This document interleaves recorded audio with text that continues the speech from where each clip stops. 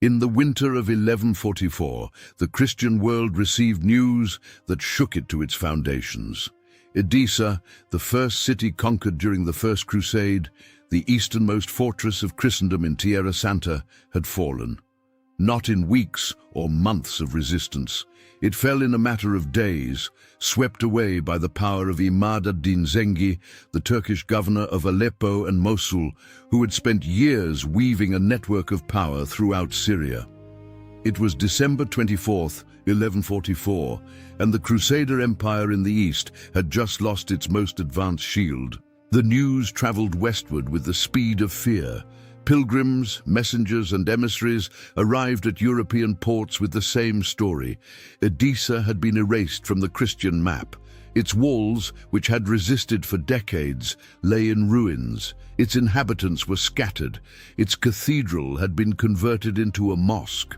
For those who had sent their sons, brothers, and fathers to die in the Crusades, that news was more than a military defeat. It was a sign that God himself had withdrawn his protective hand from the Frankish kingdoms of the East. Papa Eugenio III was quick to respond. On December 1st, 1145, he issued the papal bull Quantum Predecessores, formally convening the Second Crusade. The call was clear.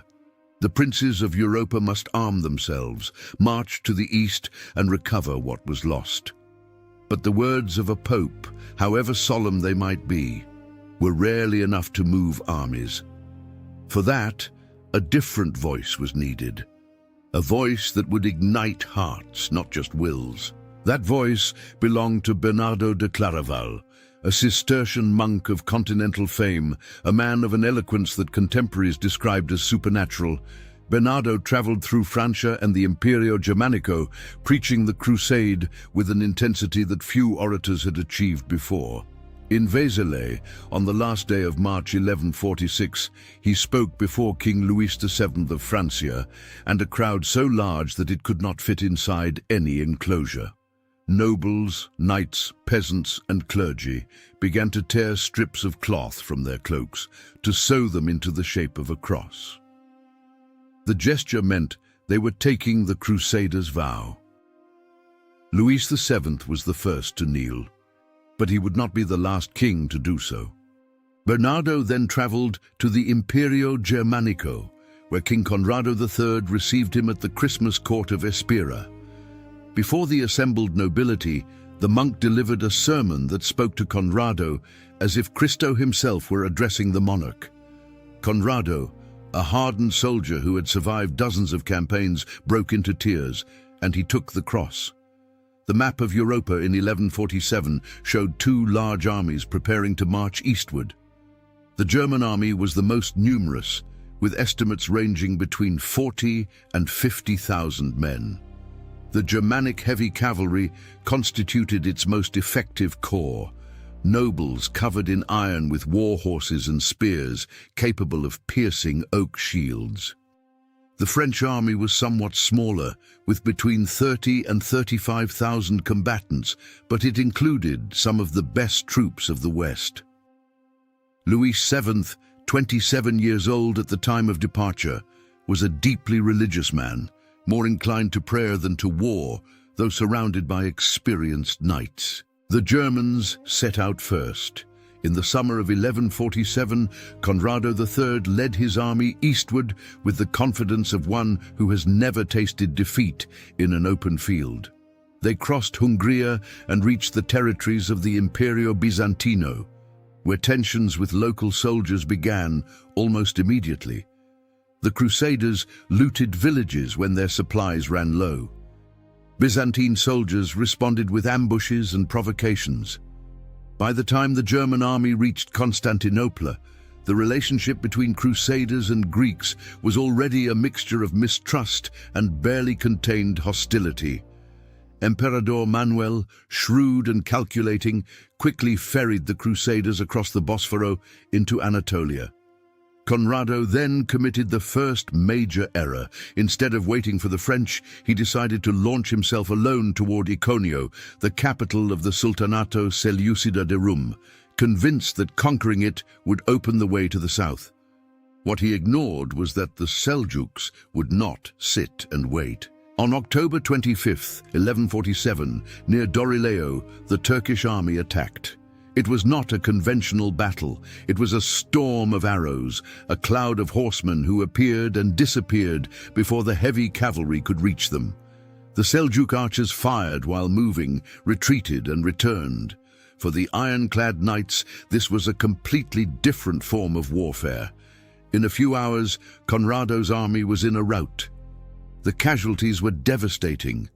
Louis VII of Francia arrived in Constantinople when the bad news of the German army was already circulating through the city.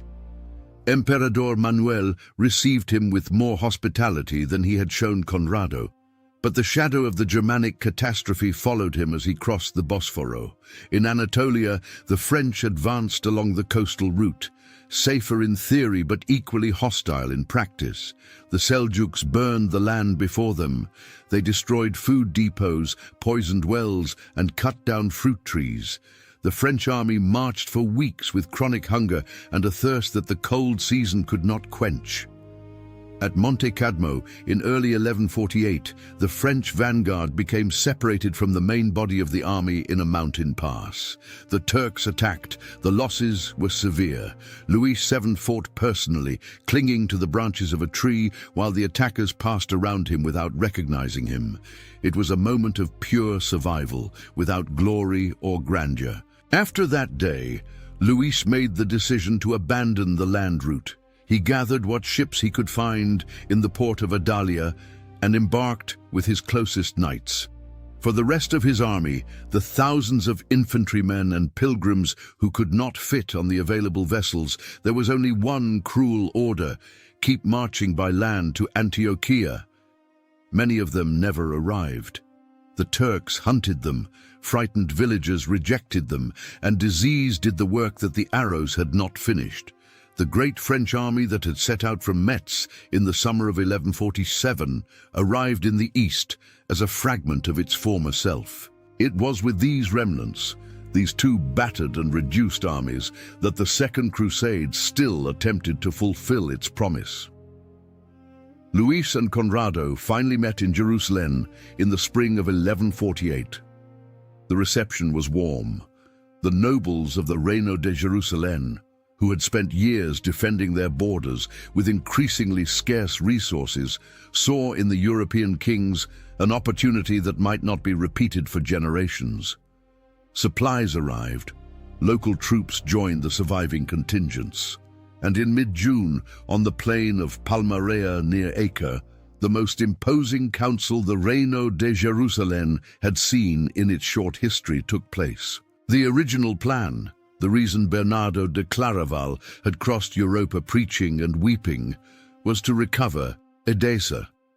But Edessa was far away, deep in the interior of territories controlled by the Zengids, and the available army was no longer the one that had set out months before. Attacking Edessa under those conditions was nearly suicidal. It was then that King Balduino III of Jerusalem, barely 16 years old but with a remarkable political mind, put another name on the table: Damascus. Damascus, the oldest continuously inhabited city in the world, the ancient capital of the Caliphato Umayyad, a prodigy of wealth situated in the heart of Syria, fed by the Barada River and protected to the west by the Ghouta, the most spectacular belt of orchards in the Arab world. A city that controlled the trade routes connecting Egypto with Persia, the Mediterranean with the Euphrates. A city that, from a strategic point of view, was the key to all of Syria. Balduino's argument was powerful.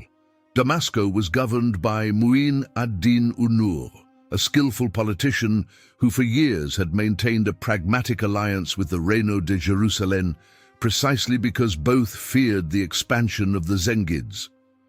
Unur was not an ideological ally of the Crusaders, but he was a partner of convenience, and that alliance had worked for more than a decade. However, the pressure from Nur ad-Din, the son of Zengi, who had inherited his father's power, was growing. If Damascus fell into the hands of the Zengids, the Reino de Jerusalem would be surrounded by a unified Muslim bloc that could crush it whenever it wished. The logic of attacking Damascus was, paradoxically, precisely that: to take it before Nur ad-Din did, to turn a city that was an uneasy ally into a direct conquest. In the council room, the proposal was supported by the Caballeros del Temple and the Patriarch of Jerusalem. Luis and Conrado, exhausted and in need of a victory to justify the horrors of their march to Europa, accepted. The decision was unanimous, although some of the local nobles exchanged looks that chroniclers described as uneasy.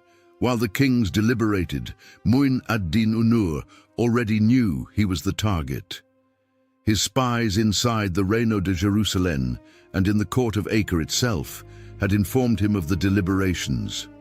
Unur was a 70-year-old man with decades of political experience in one of the most complex arenas of the medieval world. He knew exactly what was coming, and he also knew he had limited resources to face it. Damascus was formidable but not inexpugnable. 50,000 Crusaders, even weakened, were a force no city could ignore. Unur reinforced the defenses, organized the urban militia known as the Ahdath, distributed supplies, and sent urgent messengers to Nur ad-Din of Aleppo and Saif ad-Din of Mosul. The message was clear: if Damascus fell into Frankish hands, the entire Islamic world of Syria would be in danger. The common enemy mattered more than internal disputes. On July 23, 1148, the Crusader columns arrived on the outskirts of Damascus. The sight was impressive even for men who had crossed Europa and survived Anatolia. The city stretched out, wrapped in the dense green of the Ghouta, the oasis that surrounded it to the west and north, a strip of irrigated land so fertile it seemed impossible in the middle of the Syrian desert. Orchards of fig, pomegranate and olive trees formed a labyrinth of shade that stretched for kilometers before reaching the walls. The Crusader commanders had chosen to attack from the west for precisely that reason. The orchards of the Ghouta offered water from the Barada River, fruit in abundance, wood for siege engines, and shade for horses and men. It was, on paper, the most favorable position to establish a camp and sustain a prolonged siege. What they did not accurately calculate was that those same orchards also offered the perfect hiding place for the defenders. Unur had understood the Crusader plan before the army arrived. Among the trees, in the narrow paths that wound between the stone walls dividing the orchards, he placed archers, militiamen, and light troops. The men who knew every trail, every gate, every stream of the Ghouta waited in silence as the Crusader columns began to penetrate that green labyrinth. The morning of July 24th began with relative calm. The troops of the Reino de Jerusalem, accustomed to that terrain and that type of warfare, led the advance. Behind them came the armies of Louis VII and Conrado III, slower and less used to the combat tactics of Syria.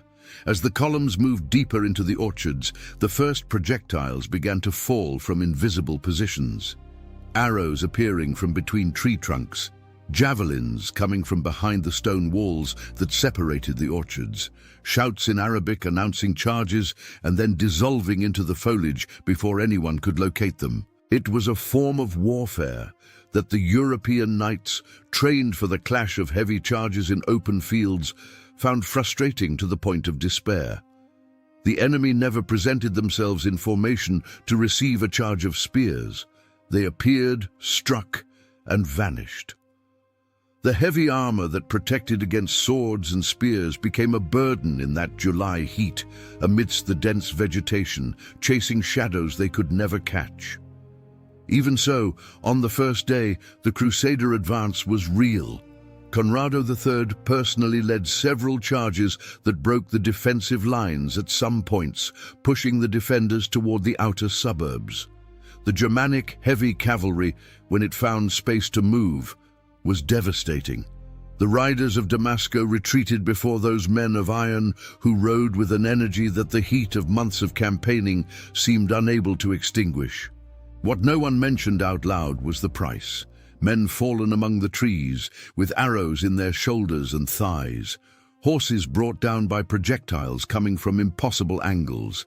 The heat, which in that Syrian July reached temperatures that Europeans described as inhuman, began to take its own toll. And the water, though nearby in the canals that crossed the Ghouta, was a constant logistical concern for an army of 50,000 men. On the second day, Unur changed tactics. Instead of maintaining only pressure from the flanks and hidden positions, he launched a direct counterattack against the Crusader camp. It was a calculated blow to demonstrate that the defenders were not just specters among the trees, but an army capable of attacking in open formation. The charge of the Adath and the regular troops of Damascus hit the periphery of the camp with enough force to create momentary panic and force the Crusaders to fall back toward more defensive positions. On that second day, the first news also arrived that would begin to poison the air of the Crusader camp. Nur ad-Din's messengers had reached Damascus. The Zengid army was on the move. It was not yet an immediate threat because Nur ad-Din had set out from Aleppo and needed time to arrive, but the direction of the march was unmistakable.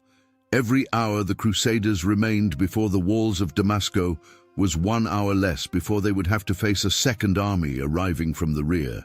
The third day was the first in which the cohesion of the Crusader army began to visibly fracture. The heat was crushing.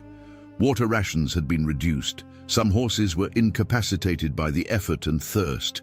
And in the councils of war, where determination should have reigned, the first cracks began to appear among the various leaders. The most dangerous division was not between Crusaders and defenders. It was internal. The local nobles of the Reino de Jerusalem, the men who would bear the burden of governing that land when the European kings returned to their palaces, began to ask uncomfortable questions. Who would govern Damascus if it were conquered? Count Thierry de Alsacia, father-in-law of King Balduino, had been promised the lordship of the city if it fell. But other nobles claimed their own rights. Disputes over future loot began before the city was even taken, as if the Crusader leaders were already dividing lands that still burned with the resistance of their defenders. Louis VII, unable to impose his authority with the firmness the situation demanded, watched those discussions with growing anguish. Conrado III, more pragmatic, pressed to intensify the attack before Nur ad-Din's reinforcements arrived. But the local nobles, who knew the geography and the consequences better than anyone, were afraid. Not of the enemy in front of them, but of what would come if the conquest failed. And they were also afraid of what would happen if it succeeded, but fell into the wrong hands. It was then that someone, no one knows exactly who or in which exact meeting, proposed what seemed like a solution to the problem of water and position. Move the camp to the eastern side of the city, toward the area where the walls were weaker, where orchards were scarce, and the terrain was more open, where the heavy cavalry could maneuver more freely, where there would be no archers hidden among the trees. It was an idea that had a superficial logic, but it was also a perfect trap, and there are historians who have argued that Unur actively contributed to making that idea seem attractive. According to certain medieval chronicles, the regent of Damascus had sent secret messages to some local nobles, suggesting that if the Crusaders withdrew, he would break his alliance with Nur ad-Din. Other accounts speak of bribes paid to the Templarios to advocate for the change of position. The exact truth is unrecoverable from this distance. What is certain is that the decision was adopted and that it proved catastrophic. In the early morning of July 27th, the Crusader army began to move around the city. What seemed like a tactical repositioning was, in practice, a poisoned gift. The eastern terrain of Damascus had walls, yes, but it had something more important. It had no water. The Ghouta, with its canals, irrigation streams and wells, remained to the west. To the east, beyond the walls, there was dry land, sun without shade, and the heat that crushed men like an invisible hand. In a matter of hours, the Crusader army's situation went from difficult to desperate. The thirst that was a problem in the orchards became an acute crisis in the east. The horses, already weakened by days of combat and heat, began to die. The men who had charged through Anatolia, crossed the Mediterranean, and fought for 3 days in the orchards of Damascus began to fall apart. And then the definitive news arrived. Nur ad-Din's army was in Homs, just over 150 kilometers to the north. In 2 days, it could be upon them. On July 28, 1148, at the dawn that finally decided everything, the leaders of the crusade met for the last time. There was no more debate to hold. There were no more positions to discuss. The army could not attack without water. It could not resist without the orchards it had voluntarily abandoned, and it could not afford to wait for a relief army that would arrive with tens of thousands of fresh men. The order for withdrawal was pronounced in the briefest words possible, and so the most powerful army the Christian world had assembled in generations began to retrace its steps toward Jerusalem. It was not an orderly retreat, it was a flight. Onur's troops poured out from the walls to harass those who were leaving. The horse archers of Damascus pursued the retreating columns for kilometers, firing upon the stragglers, cutting down those who stumbled or separated from the group. The men who had crossed half of Europa to reach that place were now dying from arrow wounds in the Syrian desert, their backs to the city they could never take. In the camp, on the return to Jerusalem, the silence between the kings was more eloquent than any word. Louis VII and Conrado III barely looked at each other.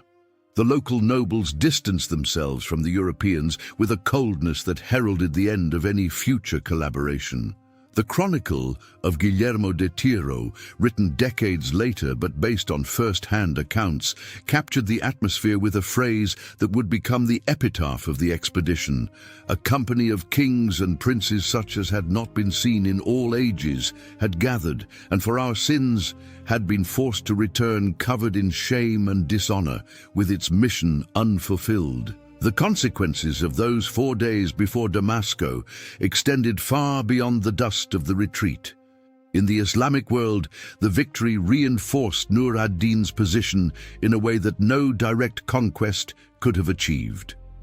The young governor of Aleppo, who had spent years trying to unify Syria under his authority, was now able to present himself as the champion of Islam who had come to the aid of Damascus. Although his army never actually fought, its mere presence had proved decisive. The lesson was not forgotten. For Mu'in ad-Din Unur, the victory was also the beginning of the end. The regent of Damascus died in August 1148, just weeks after expelling the Crusaders. Some chroniclers suggested that the effort of the siege had exhausted him. His death left Damascus without the man who for decades had kept its independence alive by balancing the pressures of the Franks and the Zengids.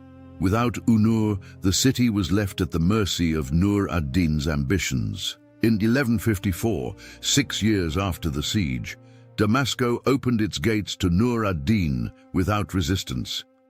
The city the Crusaders had attacked out of fear that it would fall into the hands of the Zengids ended up falling into their hands precisely because the Crusaders attacked it.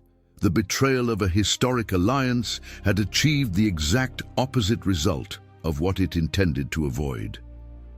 In Europa, reactions were complex and in many cases bitter. Bernardo de Claraval, the man who had lit that entire fire with his eloquence, spent the last years of his life trying to explain the failure without ever fully succeeding. He maintained that the sins of the Crusaders had provoked divine wrath. He tried to call for a new expedition. None of those ideas prospered. He died in 1153, 3 years before Damascus was absorbed by the Sultanate he himself had tried to contain. Conrado III returned to Alemannia in September 1148. Louis VII remained in Tierra Santa for several more months, visiting the holy sites with the expression of a man seeking in prayer what he did not find in war. The tension between him and Leonor de Aquitania, aggravated by the rumors surrounding the crusade, never disappeared. The marriage was annulled years later. Leonor would marry Enrique II of Inglaterra, and from that union would be born Ricardo Corazon de Leon, who would attempt to correct what Louis could not in the Third Crusade. The strategic balance of the Second Crusade was the worst possible. The Crusader states had waited years for reinforcements capable of changing the balance of power.